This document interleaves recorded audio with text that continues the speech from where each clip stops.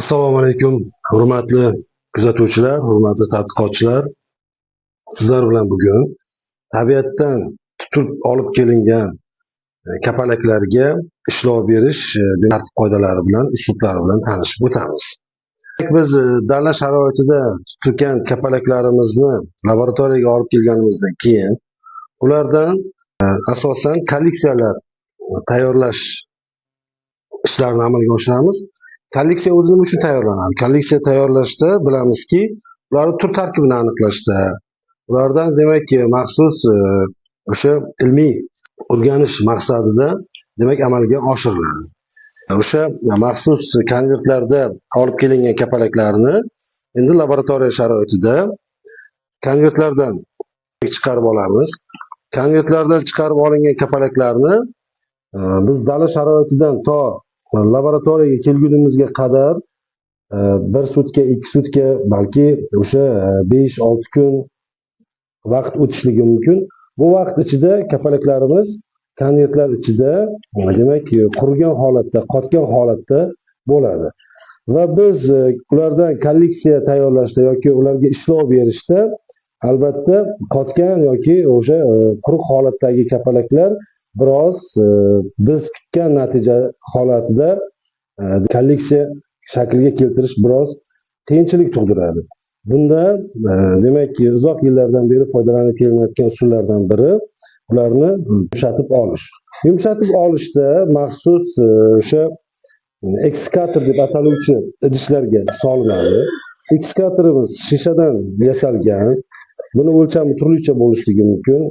Biroz yirikroq o'lchamdagi ekskatorlar ham mavjud va o'sha kichikroq o'lchamdagi ekskatorlar ham mavjud. Ekskatorlardan foydalanishda albatta biz biroz ekskatorimizning ostki qismiga qum solamiz va qumga ma'lum bir miqdorda qumning namlik darajasi oshib ketmagan holatda suv bilan demak shimdiramiz. Qumning suv bilan shimdirilishi ma'lum bir vaqtdan keyin ekskatorda o'sha suvning parlanishiga sabab bo'ladi. Va ekskatorimizning qopqog'i zich yopiladi. Qopqoqni yopishda biz yuqoridan kelib yopmaymiz, balki uni unga parallel ravishda tekis holatda ekskatorimizni og'zini berkitib olamiz. Va uning ustida qumning ustidan ekskatorning maxsus moslamasi mavjud. Ushbu moslamani joylashtirib, ustiga konvertda olib kelgan kapalaklarimizni joylashtirib chiqamiz. Joylashgan kapalaklarni yuqorida aytib o'tganimizdek ekskatorimizni zich yopgan holatda 24 soat, ya'ni 1 sutka vaqt mobaynida qoldiramiz. Mana shu holatda 1 sutka turgan kapalaklarimiz 1 sutkadan keyin tanasi, qanotlari yumshoq, ishlov bera olish imkoni yuqori bo'lgan holatga keladi. Va keyingi kuni biz 1 sutkadan keyin ushbu kapalaklarni olib, ularga to'g'ridan to'g'ri ishlov berishimiz mumkin. Ishlov berishda kapalaklarni kolleksiya holatga keltirishda albatta ularning qanotlari yoyilishligi bu juda ham muhim jihat sanaladi. Ya'ni qanotlar o'sha tanaga nisbatan 90 gradusli holatda to'g'ri shaklga keltirilishligi lozim. Buning tartib qoidalari bor. Albatta va o'sha tartib qoidalarga amal qilgan holatda amalga oshirish kolleksiyamizning chiroyli chiqishini va turlarni aniqlashda yuqori darajada aniqlik natijalarga erishishga bizga imkon beradi. Kapalaklarni qanotlarini qanday tartibda to'g'rilaymiz? Kapalaklarni qanotlarini to'g'rilashda asosan rus tilida nomlanishi rasproverka deyiladi. O'zbek tilida esa to'g'rilagich degan maxsus moslamalar yordamida biz qanotlarni to'g'rilab olamiz. To'g'rilagichlar buni maxsus demak entomologiyaga oid bo'lgan ishlab chiqaruvchilar tomonidan tayyorlangan to'g'rilagichlar ham mavjud. Shu bilan bir qatorda agar biz o'sha maxsus to'g'rilagichlarni topa olmasak, biz oq qurilish materiallari, ya'ni qurilishda ishlatiladigan penoplastlardan foydalanishimiz mumkin. Penoplastlardan ikki tomoni tekis tezligiga ahamiyat beramiz va uning markaziy qismidan obyektimizning yirik kattaligidan yoki kichikligidan kelib chiqib, ularning o'sha markaziy qismida maxsus ariqcha shakllantiramiz. Ariqchaning eni o'sha kapalagimizning yirik kichikligiga mos holatda bo'lishligi shart. Endi maxsus tayyorlangan o'sha entomologik raspraverkalarda, ya'ni to'g'rilagichlarda bu o'rtadagi ariqcha uning maxsus muruvvatli yordamida yirik yoki kichik holatga keltiriladi. Agar bizda u to'g'rilagich bo'lmasa, biz o'zimiz tayyorlagan penoplastdan ushbu ariqchalarni turlicha o'lchamda kapalagimizning o'lchamidan kelib chiqqan holatda biroz qisqa yoki biroz kattaroq holatdagi o'lchamdagi ariqchalarni shakllantirib olishimiz mumkin. Va ushbu ariqchalarga demak kapalagimizning tana qismini joylashtirib, unga kapalakning aynan markaziy qismiga o'sha maxsus entomologik ninalarni, ya'ni kapalakning biz bilamiz tanasi 3 ta qismdan iborat: bosh, ko'krak va qorin qismi. Ko'krak qismiga to'g'ridan to'g'ri entomologik ninamizni qadaymiz. Entomologik ninani qadash ham kapalaklarning tanasiga barcha tomonlardan to'g'ri perpendikulyar holatda qadalishligi shart. Bu kolleksiyamizning sifatli darajasini ko'rsatadi. Qadab olingandan keyin raspraverkaga qadab olingan kapalagimizni demakki o'sha ariqchaga to'g'ridan to'g'ri tanasini joylashtirgan holatda qadaymiz. Va undan keyingi bosqichda biz qanotlariga ishlov beramiz. Qanotlariga ishlov berishda bizga kerak bo'ladi maxsus ignalar, boshqa sohalardan foydalaniladigan bulavkalar deymiz. Ushbu ninalardan foydalanishimiz mumkin.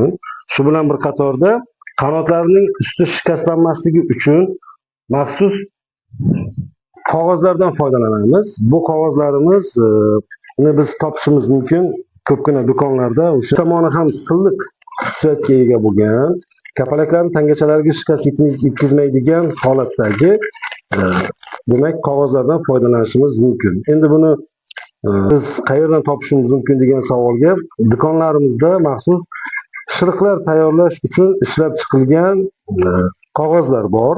Bumaga для выпечки deyiladi. O'sha qog'ozlardan foydalansak juda ham aynan o'sha ayni muddao bo'ladi. Xo'p, undan keyin o'sha qog'ozlardan maxsus kichik bo'lakchalar qilib olamizda, kapalaklarimizni demakki kapalaklarimizni qanotlariga ignalar bilan ishlov berish natijasida qanotlarini 90 gradusli qilib, yuqori demak old qanotlarini biroz tanadan ko'targan holatda, orqa qanotlarini esa tanaga to'g'ri qilgan holatda qadab olamiz. Va qanotlarning ustidan ushbu qog'ozlarimizdan qirqib olingan bo'lakchalarni qo'yib, ularning atrofini maxsus ninalar orqali qadab chiqamiz. Kapalaklarimizni 24 soatdan 48 soatgacha bo'lgan vaqtga qoldiramiz. Va 48 soatdan keyin esa kapalaklarimiz o'sha biz kutgan holatdagi shaklga keladi. Va ularni maxsus idishlarda joylashtirib olamiz.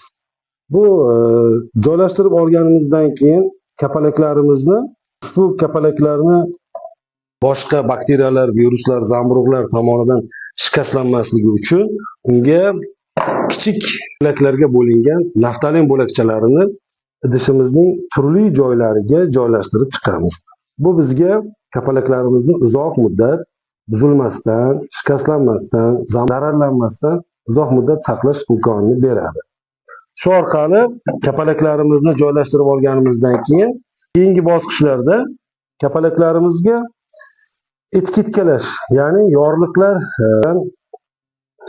o'sha izohlash yoki yorliqlar bilan ishlov berish bosqichi boshlanadi. Yorliqlar bugungi kunda turlicha holatda qabul qilingan.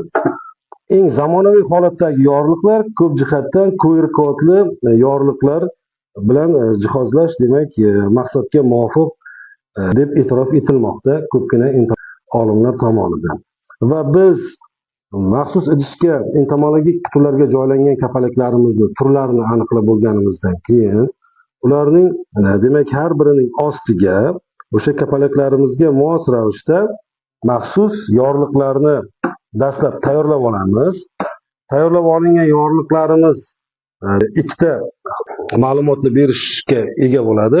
Birinchisiga biz lotin tilida qabul qilingan xalqaro nomini qo'yamiz. Undan keyin esa uning ustidan QR kodli yorliqni demak entomologik linamizga kapalakning ostki qismiga biriktirib, keyin esa o'sha idishlarga joylaymiz. Bunda QR kodni shakllantirish uchun bugungi kunda ko'plab ilovalar mavjud.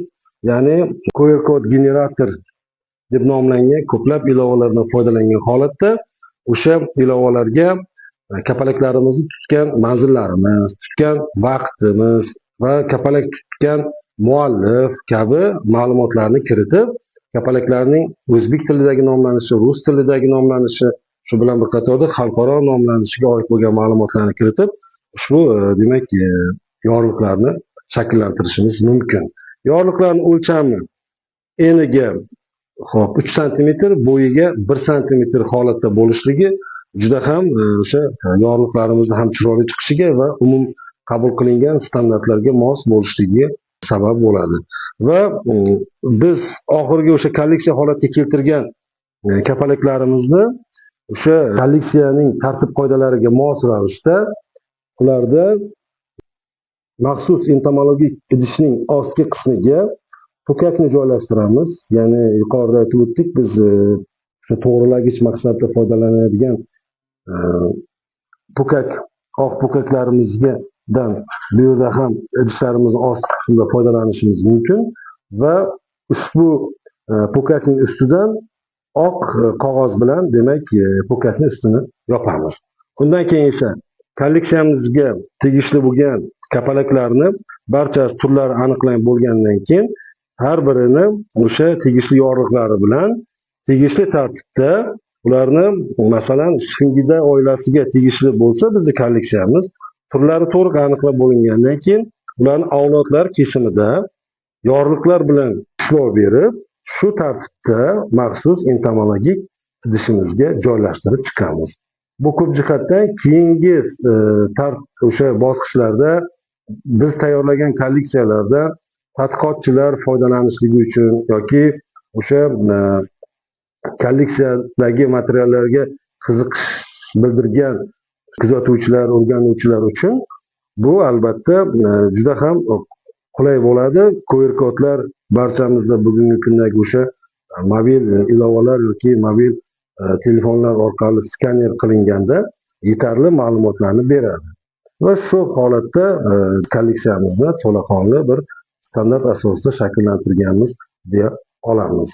Mana shu bizning demakda tutib kelingan kapalaklarimizni kolleksiya holatga keltirishgacha bo'lgan va kapalaklarga ishlov berib, ularni o'sha maxsus ilmiy jihatdan o'rganish maqsadida tayyorlangan kolleksiyalarimizning gacha bo'lgan o'sha jarayonlarni o'z ichiga oladi. Mana shu tartibda kapalaklarga ishlov beriladi va ulardan kolleksiyalar tayyorlanadi. E'tiboringiz uchun rahmat. Sog' va salomat bo'ling.